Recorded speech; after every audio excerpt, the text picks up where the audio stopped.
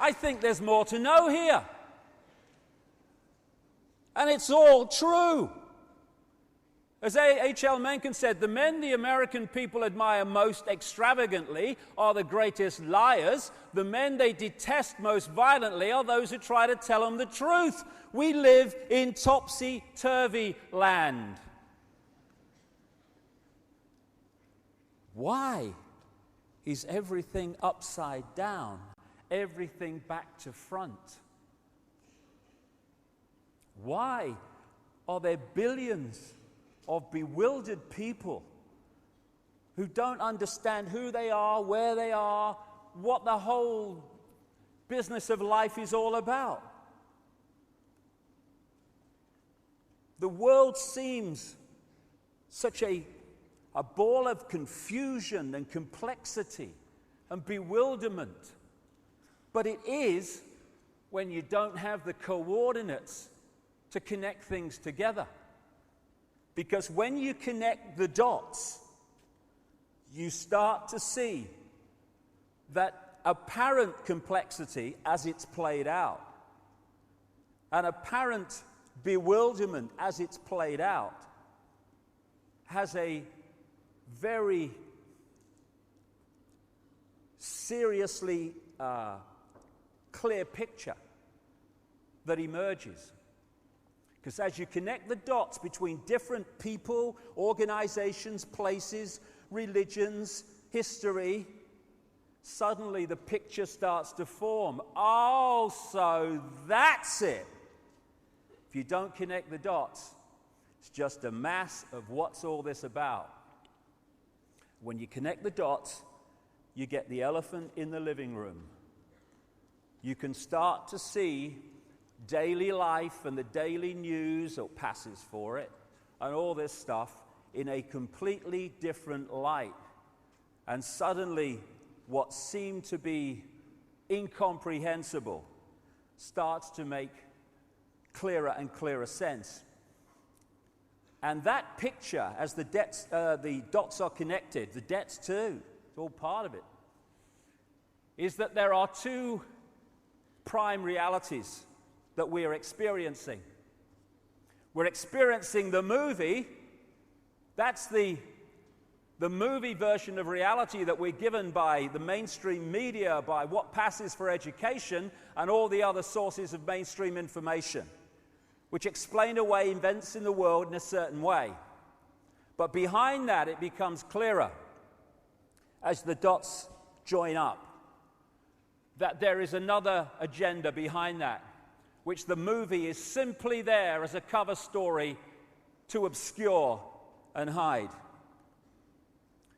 And the foundation of that cover story, or the foundation of that secret agenda, is to get billions of people on this planet to wear a mask and play out a false identity that they don't even know is false. You know, we can talk about banking scams and political scams and secret societies, and we should and we will later on as we go through this. But what those involved in the research of all this whole conspiracy stuff, I feel, need to appreciate is if that's as far as you go and no further, then you too are playing a kind of movie, because you are looking at how it's playing out instead of the real foundation from which this whole conspiracy is based. And that is manipulating people to believe they're something they are not and to forget what they really are.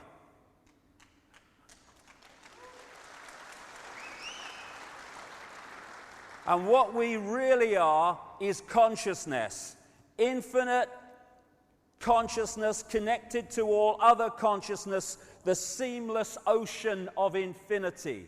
And we can move our point of observation around that consciousness and express and celebrate its uniqueness, but we are all of one infinite mind, one infinite consciousness. And the illusion of apartness is an experience of this reality, and its extensuation or accentuation by the manipulators is to get us to see ourselves and everything in terms of apartness instead of as a connected whole. This is symbolically, even more than symbolically, the situation that this whole conspiracy is designed to put us in a bubble of consciousness, which I call body consciousness, which is disconnected from its awareness of the full magnitude of what it is, to the point where it operates on a fraction of its true self and its infinite potential. So in that sense, you can get all that has been, is, and ever will be reading the frickin' sun and believing the date. That's how deeply disconnected we can get.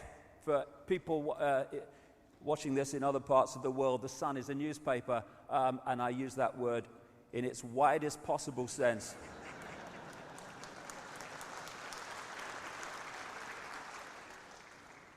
You know, my brother said to me years ago, he said, you know, Dave, what's it all about? He said, you're born. He said, and then you kind of get older, and then you die. I mean, what's it all about? I mean, what is it all about? We're born into this world. We go through these kind of situations of going older and doing this and doing that and doing the other. And then we get older, and loads of people in the world, vast numbers of people, it's a struggle and it's an effort and it's a daily grind, and am I going to survive another day? And then at the top there, oh, you know, what will God think of me? You know, I mean, it's a great line, isn't it? Hey, you know, some travel agent on some other dimension. Hey, great vacation holiday, mate. What you do is you go into this dimension, you're born, you struggle all the way through it, lots of emotional upheaval. Then you get older and your body starts to break down. And then some guy on a cloud decides if you're going to go and sit next to him, or if you're going to go to hell and stoke the fires forever. I mean, you think, yeah, I'll have 2 tickets, wouldn't you? What's it all about? I mean, there's got to be something else. If there isn't, I'm out of here, and I'm staying. So, we are struggling to understand the world because we don't have the coordinates, which I'll come to. And it's obviously a world with some major problems in terms of its operation and the way it's run. Doctors destroy health. Doctors destroy health because health is not about health, it is about wealth. It's the transnational drug corporations controlling the medical system, so the scalpel and the drug is the only response, overwhelmingly, to human dis-ease. And you know, some of the side effects of these drugs, if you've ever been to America and listened to the drug adverts is one after another in America. They pay for American television, these things. And because of the law there, they tell you what the drug does, or supposed to, and then they have to reel off all the side effects. But they're not side effects, you see. That's another little con. Oh, these are the side effects of this drug. No, they're the effects, mate. Not side effects, the frickin' effects.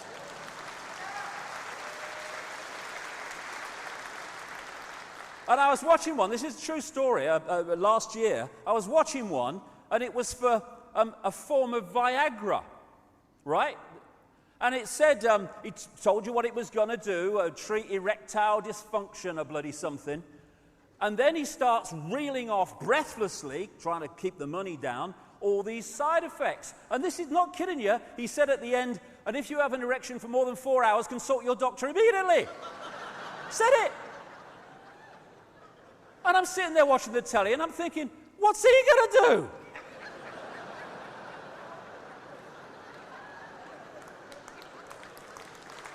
I mean, excuse me, doctor, I've got this problem. What do you want me to do? The world's mad.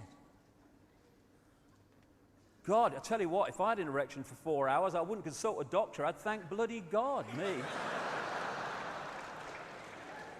3 hours, 55 minutes, bigger than my bloody record already, I'll tell you.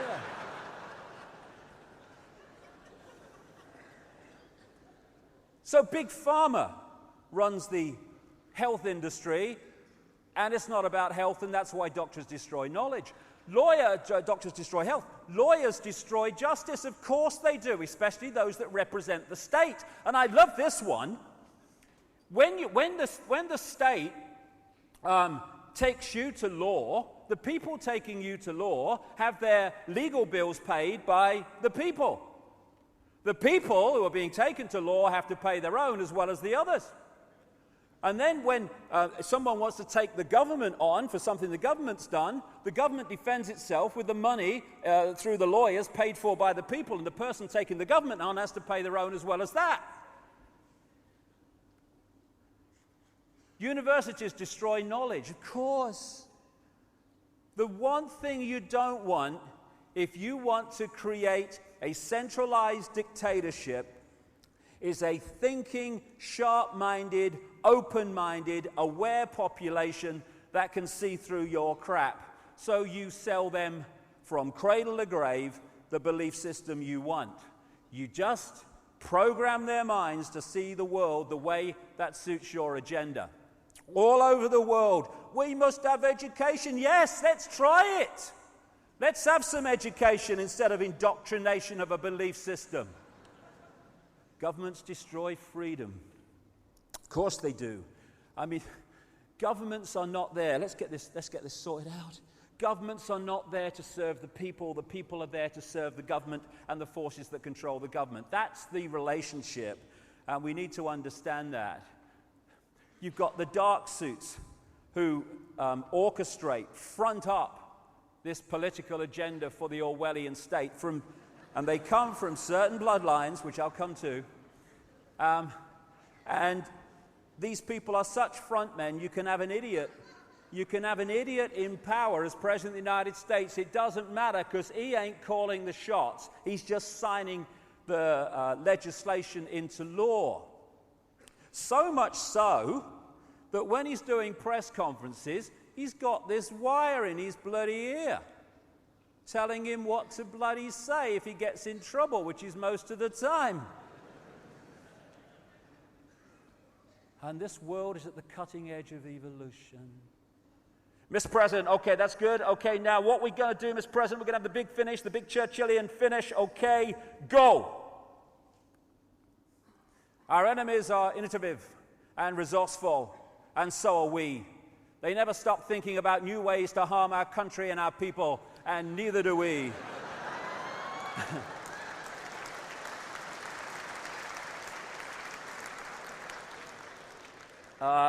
Did you get that? Did you get that, Mr. President? True quote.